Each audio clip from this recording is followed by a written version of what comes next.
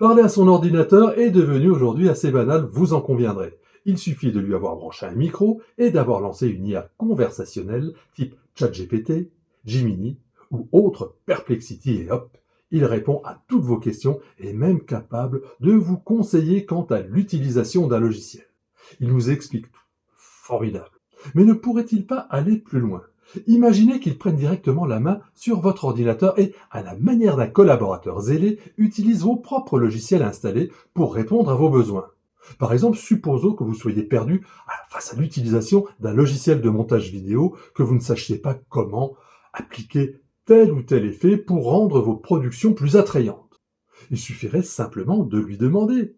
Et là où une IA classique se contenterait de vous guider, une IA 2.0 serait capable, elle, d'agir.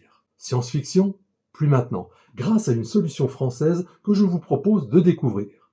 Partons immédiatement à la rencontre de Jean-Luc Auré, cofondateur de Delantra, une société qui met à disposition un outil informatique capable de travailler sur votre ordinateur à votre place, comme si une main invisible dirigeait votre souris en direct, sous vos yeux. Fascinant. Bienvenue sur Objet du futur.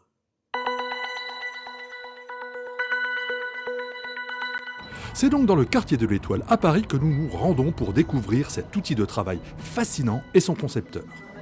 Et puisqu'à la fin de la vidéo que vous allez regarder jusqu'au bout, j'en suis sûr, vous n'aurez qu'une hâte, celle de vous procurer la chose, je vous laisse un lien en description pour contacter la société.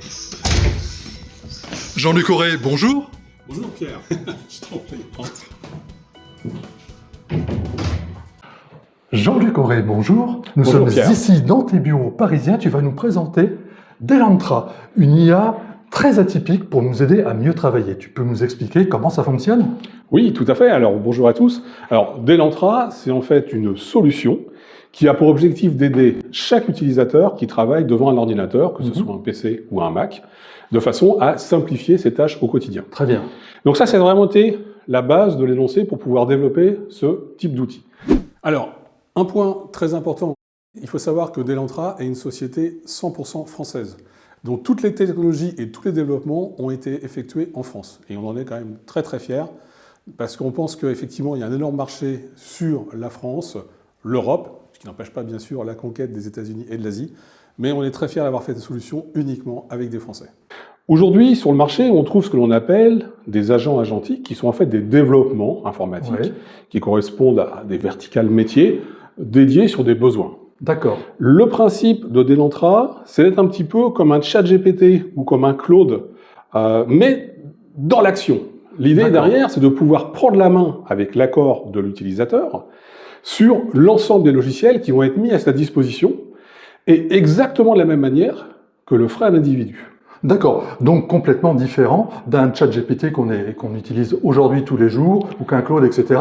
Lui, c'est autre chose, il va prendre la main. Il va prendre la main, et il peut prendre la main de différentes manières. Alors, comme ses petits camarades, il peut fonctionner avec des protocoles informatiques tels que les API, ou du MCP, par exemple, qui sont des protocoles. Voilà. Alors, en fait, des API, en fait, ce sont des protocoles de communication informatique qui vont permettre d'envoyer des flux de données de façon à pouvoir interagir avec certains types de logiciels. D'accord. Mais le problème et la limitation de ces outils, c'est qu'aujourd'hui, tous les logiciels n'ont pas d'API. Pourquoi? Parce que 80 à 90% des logiciels qui existent sur PC, par exemple, ou sur Mac, ont d'abord été conçus pour être utilisés par un humain.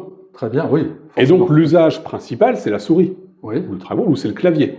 Oui, c'est moi qui dirige mon logiciel. Exactement. Et donc, on s'est dit, mais comment faire en sorte que l'IA puisse faire ce type d'action, et donc puisse agir sur l'ensemble des logiciels qui vont être pilotés à la souris et au clavier. C'est-à-dire que c'est l'IA, c'est Delantra qui va prendre la souris et la manipuler? Exactement. Delantra on va voir la souris qui va bouger typiquement sur l'écran de l'utilisateur et qui va être capable de fonctionner sur n'importe quel logiciel et pas seulement de navigateur. Donc même un vieux logiciel que j'ai installé sur mon PC va pouvoir tourner grâce à Delantra? Exactement. Imaginons que tu reprennes un vieux logiciel, que tu ne te souviennes plus comment accéder à certains types de fonctionnalités, par exemple, bah, tu vas demander à Delantra de le faire. Et ça nous arrive tous les jours. Et Delantra va reprendre la main sur le logiciel, il va aller dans les menus, il va chercher, et il va faire les manipulations comme tu aurais pu les effectuer toi-même. Donc j'ai plus besoin du manuel. Je demande à Delantra de faire quelque chose sur le logiciel que j'utilise, et il va le faire pour moi. Exactement. Et je vais pouvoir suivre la souris. Et tu vas suivre la progression de la souris, sachant qu'à tout moment, bien évidemment, tu as la capacité d'interrompre le logiciel, de dire, bah non, moi je reprends la main maintenant, et c'est à moi de continuer des opérations spécifiques, par C'est exemple. incroyable, tu peux nous montrer ça à l'écran? Oui, donc je vais te montrer ça.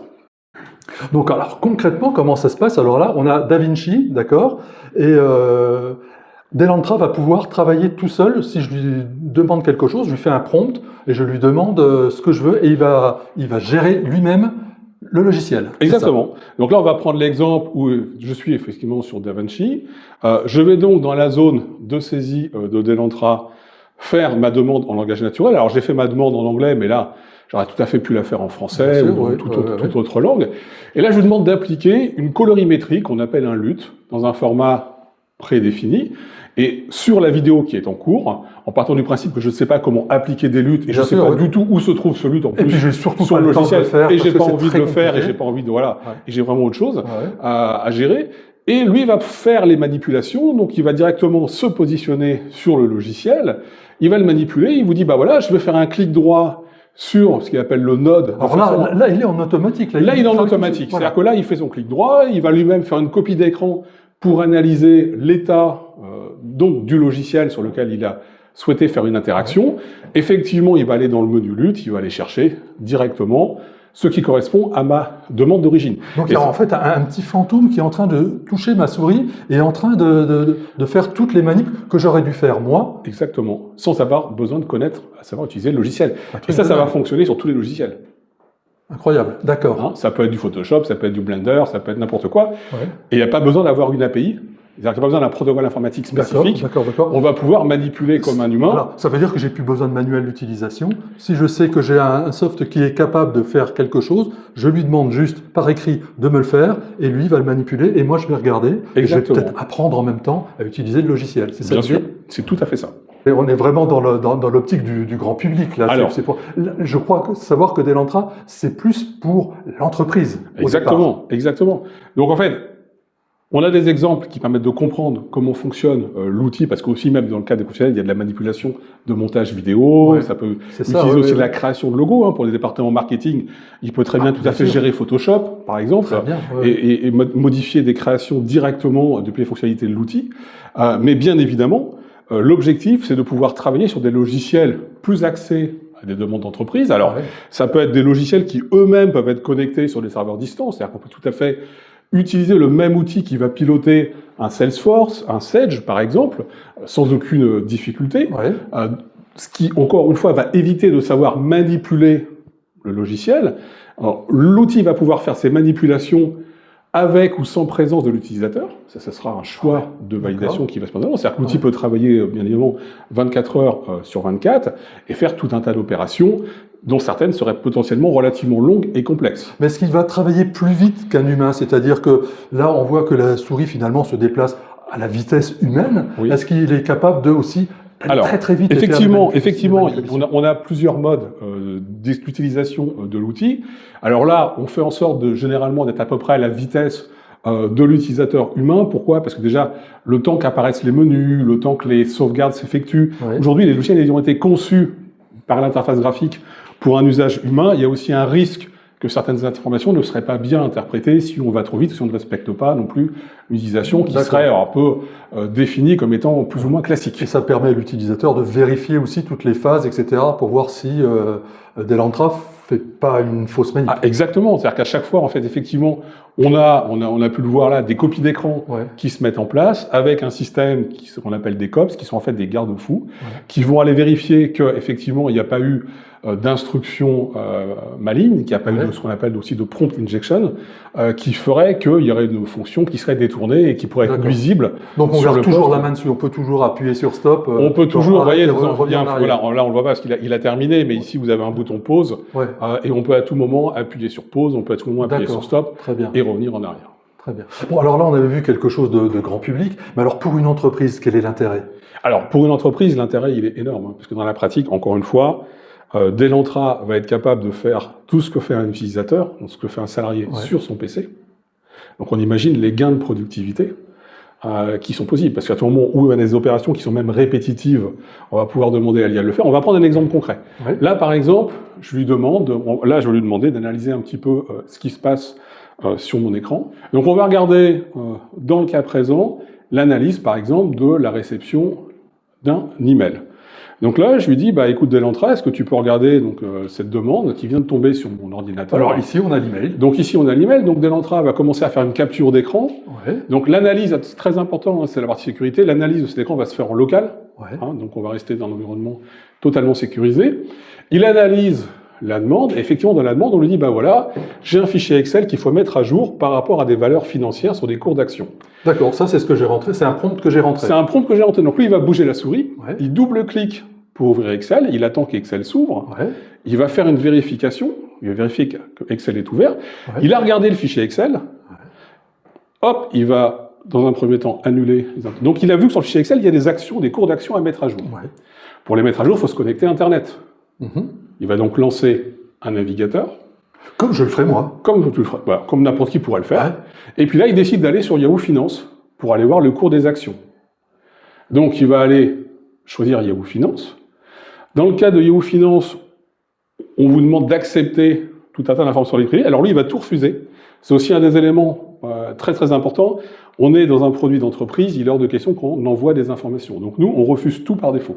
Je précise que là, on ne touche à rien. Hein. C'est Delantra qui fait tout. Hein. C'est pas une télécommande pour la souris, ça se fait en automatique. Exactement. Et là, quelque part, on va voir que, une fois que la valeur du cours de l'action a été trouvée sur le navigateur, Delantra revient sur le fichier Excel, il va cliquer au bon endroit, il va aller injecter la valeur, et ensuite il va continuer à faire les différentes opérations en passant sur le cours de l'action suivante, et il va comme ça, ainsi de suite, remplir le tableau. Donc ça, c'est un exemple, par exemple, qui permettrait de mettre à jour une base de données, une base de produits, de faire de la veille sur la concurrence, par exemple. Elle nous empêche de dire, tiens, moi je vends des tondeuses à gazon, je vais regarder un petit peu quels sont les prix de mes concurrents, et puis tous les jours, il va me faire une petite étude de marché, il va me mettre ça sur mon fichier Excel, il va se balader, et puis ensuite il va me l'envoyer par mail. C'est un assistant permanent Exactement. qui travaille jour et nuit. Jour et nuit, 24 sur 24. Fascinant. Et quel que soit, encore une fois, le type d'action, il suffit juste de savoir ce que l'on veut. Et alors, donc, au niveau sécurité? Alors, au niveau sécurité, on travaille de deux manières.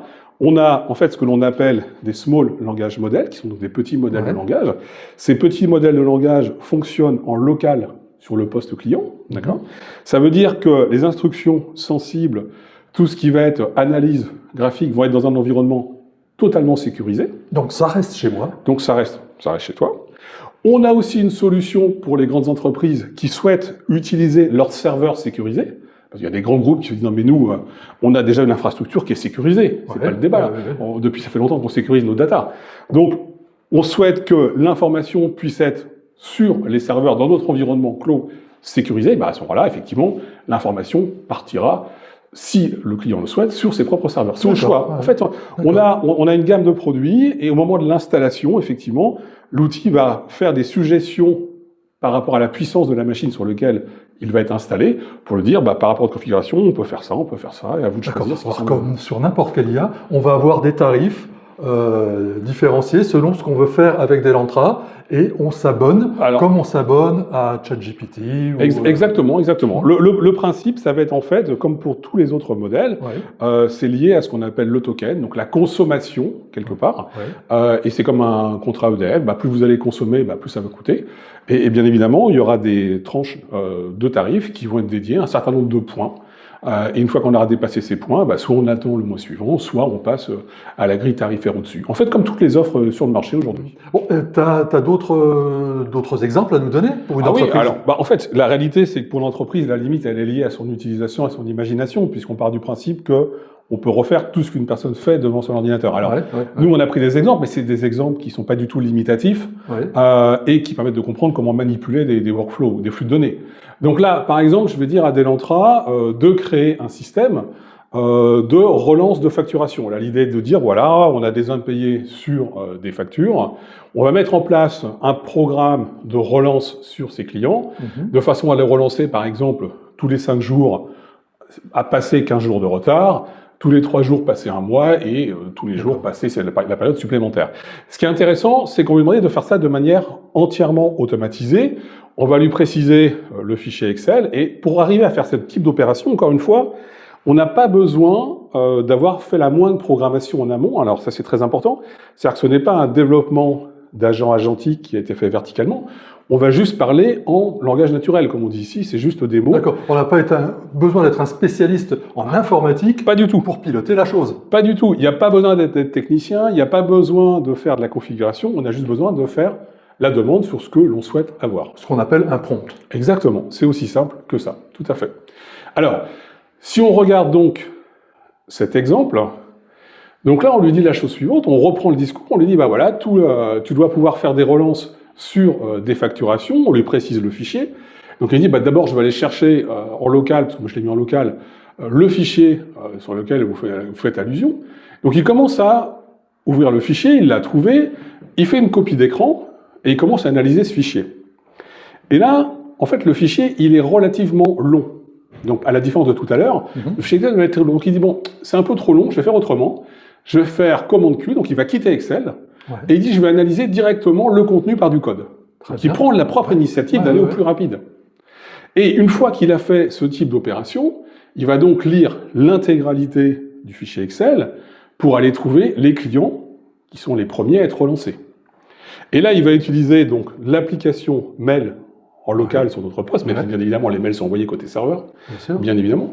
Et c'est pour ça que vous avez cette fenêtre, on voit cette fenêtre qui s'ouvre et qui se ferme très très rapidement, mais en fait, on n'a pas le temps de voir, mais il envoie des mails à chacune des personnes pour effectuer cette relance. Ah, incroyable. Et ça se fait encore une fois de manière automatique. On aura pu dire de le faire la nuit pendant qu'on dort, ou pendant qu'on est parti déjeuner, etc. Alors, bien évidemment, la vraie question, toujours pareil, on peut mettre des garde-fous, on n'est pas obligé d'envoyer les mails. On pourrait lui dire, tu prépares les mails. C'est moi qui appuie sur le bouton, je vérifie quand même. Il est hors de question que ça parte.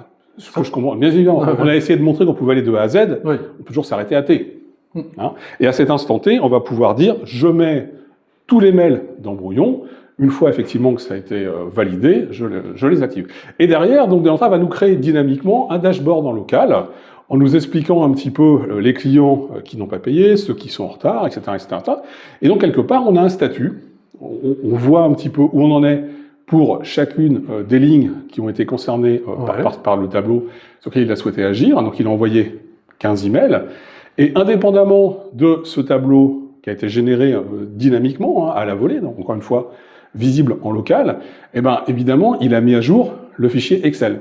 Et si on retourne sur le fichier Excel, on voit qu'il y a eu une première relance qui a été effectuée, on voit bien la date de relance, on voit le nombre de relances qui ont été effectuées, et puis le process va continuer comme ça, ainsi de suite. C'est incroyable quand même, parce qu'on voit, et là, la souris qui bouge, on voit exactement toutes les actions. On voit toutes les entreprises. On voit toutes les actions, on voit que les mails ont bien été envoyés, et bien évidemment, on peut choisir le contenu du mail, on peut tout sécuriser. Là, on a fait un exemple rapide, pour, voilà, on montre dans la vidéo un exemple rapide, mais derrière, on met ce que l'on veut. Très bien. Peut-être un dernier exemple plus axé sur s'il te plaît, le marketing com. Alors là, exemple basique, encore une fois, mais qui permet de comprendre ce que l'on peut faire. Là, on nous dit, bah, c'est simple, j'ai besoin que tu me développes un plan média de 7 jours pour des campagnes sur LinkedIn.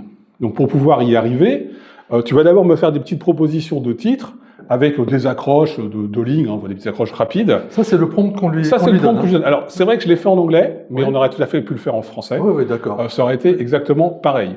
Je lui demande de me faire un petit descriptif. Delantra et polyglotte. Ah oui, on peut même l'utiliser en chinois. Très bien. Donc, et derrière, donc on lui demande de faire le post LinkedIn, et on lui dit, bah, nous, on a créé un petit template, qui n'a pas plus de valeur que ça, mais c'est pour voir comment il manipule l'outil. On a créé un petit template sous Photoshop, et donc tu iras utiliser ce template sur Photoshop que tu iras modifier. Ensuite, tu exporteras l'image, tu ouvriras un navigateur, et tu iras poster sur LinkedIn. Et donc, dans ce cas, on va utiliser plusieurs applications sur le post client, donc ce qu'on appelle du multi-app orchestration. On va utiliser un soft de design, et on va en même temps automatiser une programmation d'action pour que tous les jours de la semaine, il fasse un post sur LinkedIn. Est-ce que c'est lui qui va aller choisir les logiciels qu'il va utiliser, ou on le propose? Moi, je lui ai dit, tu vas d'abord créer sur Excel, et puis tu ouvriras Photoshop, parce que c'est là-dessus qu'on a fait un petit template. Mais à la limite, j'aurais pu lui dire, regarde ce qui est disponible sur le post. Ah oui.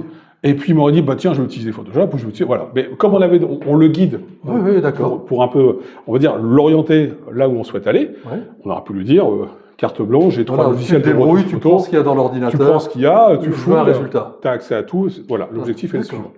Donc, pour faire ce type d'opération, on va demander en langage naturel, on va dire bah, bonjour Delantra, j'ai besoin que tu m'aides pour ma partie stratégique communication sur les réseaux sociaux. J'ai besoin que tu me crées un plan média pour Delantra pour les 7 prochains jours, etc., etc. Et donc, je lui explique un petit peu ce que j'expliquais précédemment. Donc là, il va me créer un petit document sur Excel.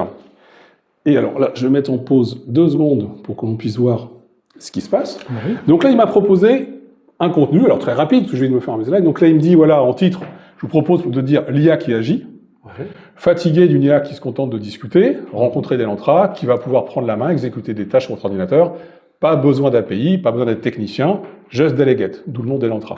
D'accord. Just delegate it, and Delantra does it. Voilà. Donc ça, il m'a créé quelques slogans.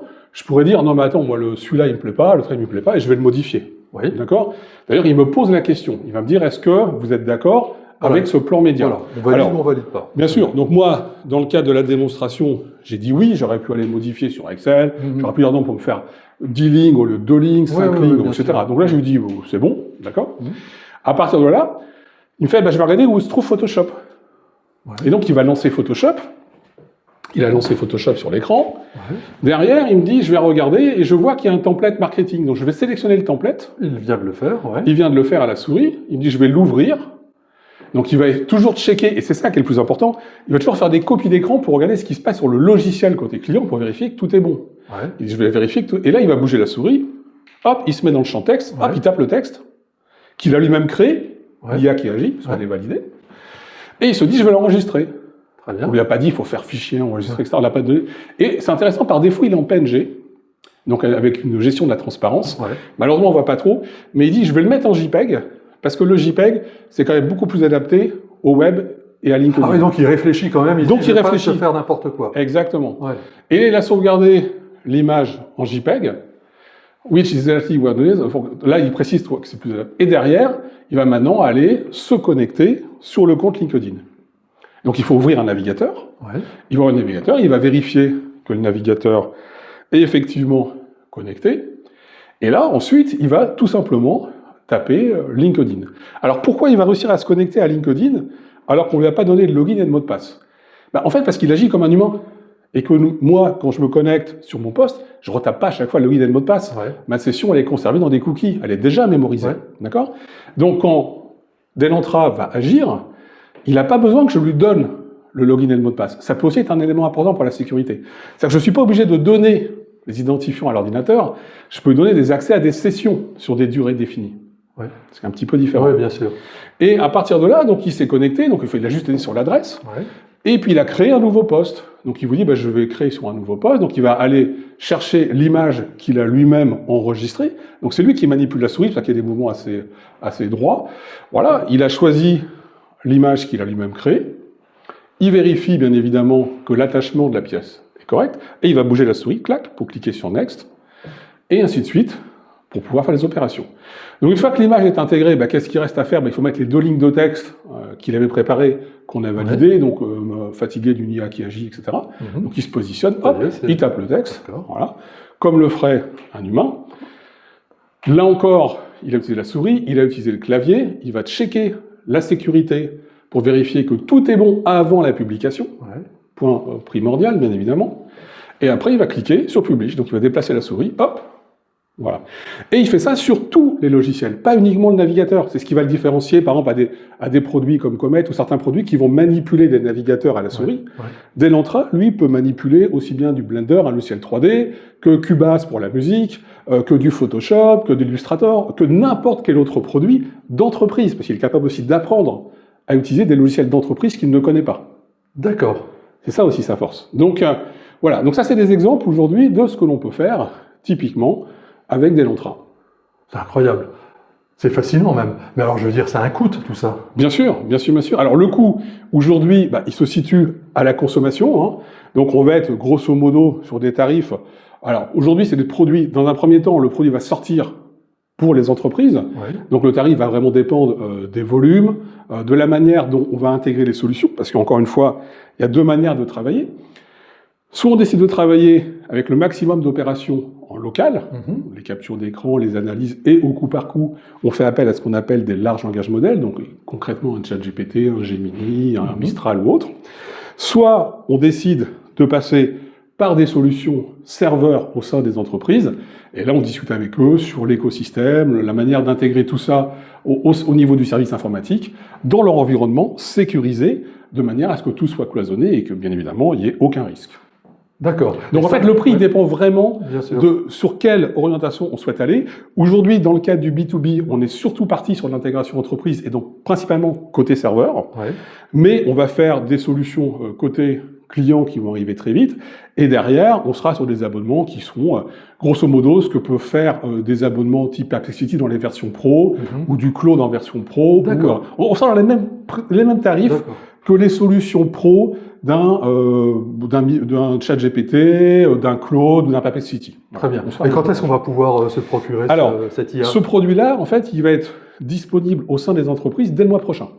D'accord. Dès le mois prochain, une entreprise va pouvoir aller sur Internet, se connecter à Delantra et se dire « je veux prendre cette formule-là et je la loue on mettra pour un mois, pour 2 mois, pour 10 ans. » Dès le mois prochain, on va mettre en place des solutions qui vont permettre effectivement de faire des réservations. De manière très classique, comme on fait tous les jours. De rentrer avec un service commercial, parce que forcément, au B2B, c'est pas... bien sûr. Mais de pouvoir rentrer avec un service commercial et de pouvoir regarder comment définir le setup de ce type de solution. Encore une fois, que ce soit côté serveur, parce qu'on a une solution qui est encore plus adaptée côté serveur, mais on n'aura pas le temps de tout voir aujourd'hui, ou une solution plus typée côté client. Mais quid de la sécurité alors? Parce que les entreprises, j'imagine, des choses un peu délicates à traiter. Comment ça se passe? Alors en fait, pour la sécurité, il y a 2 modes, encore une fois. Donc si on part du mode côté client, on fait en sorte que, bien évidemment, toutes les informations sensibles restent présentes sur le poste client.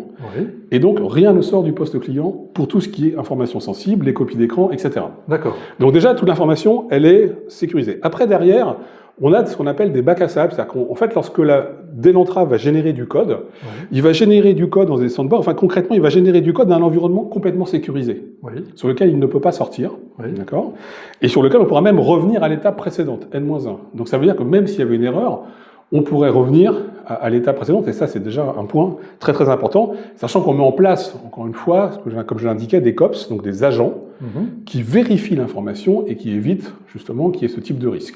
Donc on a vraiment cloisonné le système pour que tout soit sécurisé le plus possible. Et puis, lorsqu'on a la deuxième configuration, le problème se pose encore moins, puisque dans la deuxième configuration, on dit qu'on va être sur le SaaS ou sur l'infrastructure de l'entreprise. Donc l'entreprise, elle a déjà par défaut un environnement sécurisé, normalement. Donc, si on met nos logiciels dans son environnement sécurisé, qu'elle a derrière la capacité d'aller vérifier via des systèmes de log, donc de fichiers, l'intégralité des actions qui sont effectuées, et que le service informatique peut décider des droits de l'outil par rapport à son écosystème et par rapport à son serveur, bien évidemment, en fait, à partir de là, on délimite totalement les risques, puisque quelque part, tout est enfermé dans un système qui est déjà verrouillé et sécurisé au sein de la structure. D'accord, donc aucun risque.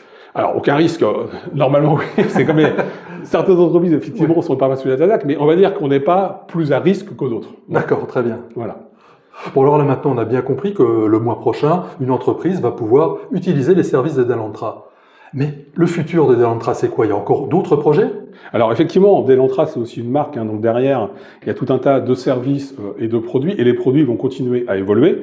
On a déjà une version dite Delantra Orchestrator, en fait, qui est actuellement en version bêta, qui va permettre de gérer jusqu'à une vingtaine d'agents en parallèle, à la différence par exemple, d'un copilote, où quand vous l'installez, vous avez un seul copilote. Là, on va pouvoir en gérer 20 en parallèle. Et puis, on travaille sur un projet un peu plus ambitieux, où on permettrait, pour chaque personne au sein d'une société, d'avoir jusqu'à 500 agents par utilisateur, avec quelque part un responsable de projet qui va déléguer pour pas une dizaine de chefs de projet, qui eux-mêmes après vont redescendre l'information. Alors à quoi ça servirait d'avoir... Oui, à quoi ça sert? Ça semble énorme, 500. Bien sûr, c'est jusqu'à 500. On se fixe un objectif parce qu'après c'est une question de consommation. Donc après, effectivement, on pourrait encore aller plus loin, mais on considère que jusqu'à 500, on a déjà couvert pas mal de choses. Et ça, c'est un produit qu'on voit plutôt arriver au second semestre de cette année. Donc c'est quelque chose dans un avenir très proche. Une démonstration peut-être? Oui. Alors là, par exemple, typiquement, on a créé, par exemple, s'amuser à créer un livre sur l'histoire de l'informatique. Ouais. Là, je lui ai demandé typiquement d'aller créer un livre sur l'histoire des marques. Alors, j'aurais très bien pu le faire sur ChatGPT. Oui, oui. J'ai pas besoin d'utiliser Delantra pour faire un livre sur l'histoire des marques. Je peux le faire sur Claude, je peux le faire sur n'importe quoi. Là, si on regarde, il est 19h06 et il me crée automatiquement un répertoire sur l'histoire des marques qui n'existait pas. Et alors qu'il est toujours 19h06, il est en train de composer le contenu, mais là, je lui demande de développer un livre de 150 chapitres. 150, c'est énorme. Et si je clique sur chapitre, on voit qu'à 19h06, donc à l'heure actuelle, il a déjà créé peut-être 40 chapitres, 50 chapitres, qui ne sont pas tous forcément dans l'ordre exactement, il peut manquer un ou deux numéros. Parce que chaque agent travaille en même temps. Chaque agent travaille en parallèle. Et là, vous voyez, j'actualise, paf, je suis déjà à 100 chapitres, tac, j'ai le numéro 100, tac, et au fur et à mesure que j'actualise, j'ai mon contenu. Et chaque contenu fait entre 40 et 50 kilooctets. Ça veut dire qu'on a un vrai contenu en termes de documents. Et donc là, il m'a créé à 19h06, je me retrouve finalement en espace d'une minute à avoir quasiment l'intégralité de mon information. Ouais. Et si j'avance un petit peu la vidéo, je m'aperçois qu'au bout d'à peu près 2 minutes, voilà, 1 minute 40, je sais pas, il m'a fait la table des matières.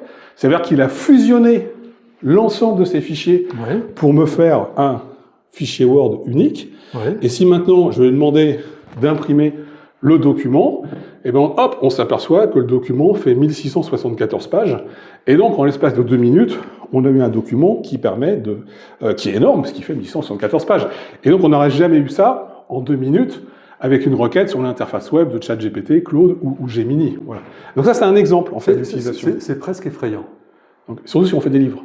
C'est ça l'idée. Donc voilà. Ah, après, voilà, il faut perfectionner le contenu. Bien sûr. Bien évidemment, le premier jet n'est pas voilà, il y a du travail. C'est plus un outil de démonstration. C'est plus pour vous montrer aujourd'hui l'intérêt d'avoir des agents qui travaillent en parallèle. Autre chose? Alors autre chose, oui. Alors on a aussi donc une version plus dédiée à l'entreprise, mais côté, encore une fois, il y avait la partie client, la partie serveur, et on a un produit qui s'appelle Entreprise GPT, mais pour les agents autonomes. Donc l'idée, c'est d'avoir vraiment des outils métiers intégrés et cette capacité d'intégrer Delantra pour toute la partie agentique. C'est ça le nerf de la guerre. Donc concrètement, ça se présente comme un produit conventionnel. Alors c'est vrai que ce produit-là, il a été fait pour Advention Technologies. Alors, concernant le deuxième produit, donc qui est axé sur la partie serveur, je vous propose de regarder cet exemple. Alors, petite parenthèse, là on peut voir effectivement le logo Advention Technologies. Alors pourquoi on a le logo Advention Technologies? Il faut savoir que la société Delantra est une entité à part entière, mais que Advention est actionnaire aussi de cette structure. Et en tant qu'actionnaire, on les a privilégiés aussi pour le lancement et l'accès en priorité à ce nouveau type de technologie. Mais aujourd'hui, on le retrouve dans d'autres structures. Le principe est le suivant, on va pouvoir choisir le modèle que l'on souhaite utiliser, bien évidemment. Une fois qu'on a choisi ce modèle, on va pouvoir, pour les entreprises, déterminer pour chaque utilisateur ce qu'on appelle les instructions personnalisées. Donc, concrètement, tu définis le fait que tu es journaliste, que ton style de communication se veut limpide, clair, défini, etc. Donc on va paramétrer toute l'information nécessaire en amont. Au niveau de l'outil, c'est pour ça que c'est très B2B comme produit, là, on va pouvoir définir pour chaque utilisateur le budget mensuel alloué. Alors pourquoi on sort ce produit-là? Parce qu'aujourd'hui, dans beaucoup d'entreprises, il faut savoir qu'il y a des problèmes de fuite de données. C'est-à-dire que la plupart des entreprises sont parfaitement protégées côté serveur. C'est quelque chose qui est acquis et les gens savent le faire depuis longtemps. Mais il y a malheureusement beaucoup d'entreprises où aujourd'hui il y a très peu d'abonnements à des services de large langage modèle. C'est-à-dire qu'il n'est pas rare de trouver dans une boîte de 50 entreprises ou 100 entreprises, des fois 10 abonnements, 20 abonnements ou 30 abonnements, que ce soit à Claude, à ChatGPT ou à Gemini. D'accord ? Et ça, c'est un problème de sécurité en soi. Pourquoi ? Parce que aujourd'hui, tout le monde voit l'intérêt en termes de gain de productivité, d'utiliser un LLM pour analyser un document, par exemple. Oui, c'est tellement confortable, c'est vrai que... Voilà. Et si on utilise un modèle gratuit, toutes les informations qu'on va envoyer vont servir à la base de connaissances. Alors, bien évidemment, les entreprises ont mis des chartes en disant « Non, mais vous n'avez pas le droit d'utiliser ça, etc. » Sauf que dans la vraie vie, les gens, ils ont leur téléphone portable, ils ont un mail, résume-moi ce mail, hop, ils injectent le document, sors-moi les 10 points les plus importants. Et c'est vrai qu'au départ, il y a une volonté de bien faire. Donc, on va anomiser les champs, nom, et puis prénom, après, etc. on prend l'habitude. Voilà, et puis, passer 3 mois, voilà. 6 mois, c'est j'envoie le document, résume-moi les 6 points, etc. On enlève la ceinture, on enlève le casque. Exactement, comme et on toujours. prend des risques. Exactement. Et ça, c'est l'énorme problème dans les structures aujourd'hui. Et ce produit-là répond à ce besoin. Pourquoi il répond à ce besoin? Parce qu'en fait, il permet d'avoir un GPT au nom de l'entreprise, dans un environnement totalement sécurisé. Et à tout moment où l'entreprise met à la disposition de ses salariés ce type de produit et donc ce type d'outil, bah, elle est certaine que les autres ne vont pas utiliser un produit gratuit parce que par définition, il est moins bon. Et à tout moment où on peut avoir un produit de bonne qualité accessible à tout le monde, bah à ce moment-là, on va l'utiliser et donc on ne va plus faire de fuite de données parce qu'il y a deux problèmes à ces flux de données. Il y a les flux de données qui sont liés à des informations confidentielles de l'entreprise, mais c'est encore pire, c'est qu'en fait, il y a des flux de données sur des informations confidentielles aux clients des entreprises. Parce que souvent, quand on vous dit analyse ce document, fais ci, fais ça, etc., il y a toujours ce risque d'envoyer, et on dit c'est pas. Voilà. Et donc, on se retrouve à avoir des fuites d'informations. Et donc, ce produit, il a été conçu comme ça. Donc, l'idée, c'est de proposer à chacun des salariés de l'entreprise un GPT qui va être accessible par leur société. L'administrateur va définir un montant d'usage de consommation mensuelle, n'importe quoi, 20 €, 15 €, 17 €, 10 €, 30 €, etc. Il va pouvoir le définir par utilisateur, il va pouvoir choisir des providers, donc il va pouvoir travailler avec OpenAI, avec Mistral, avec Anthropic, avec Delantra qui a ses propres modèles fine-tunés, il va pouvoir travailler aussi sur des modèles en local. Alors pourquoi en local? Parce qu'il y a certaines sociétés qui disent non mais moi rien ne doit sortir, même pas, ça ne doit même pas aller sur Internet, dans l'absolu. Donc on pourrait aussi imaginer qu'on travaille sur des machines en local qui seraient accessibles directement, donc ce service-là peut le gérer. Je passe la partie technique, etc. Ce qu'il faut retenir, c'est que globalement, une fois qu'on a défini les utilisateurs, on a une interface qui permet de comprendre pour les entreprises, encore une fois, tout ce qui est usage, qui a utilisé tel ou tel outil, combien ça a coûté au sein de l'entreprise. Chaque utilisateur peut voir sa jauge d'utilisation par rapport à l'endroit où il en est sur sa consommation d'outils. J'ai la possibilité de le faire par rapport à un utilisateur, par rapport à un usage journalier, donc j'ai la décomposition des chiffres journaliers, et bien sûr le détail pour savoir quel modèle à utiliser, dans quel contexte, pour mieux, encore une fois, affiner les prix et pourquoi pas choisir des modèles. D'accord ?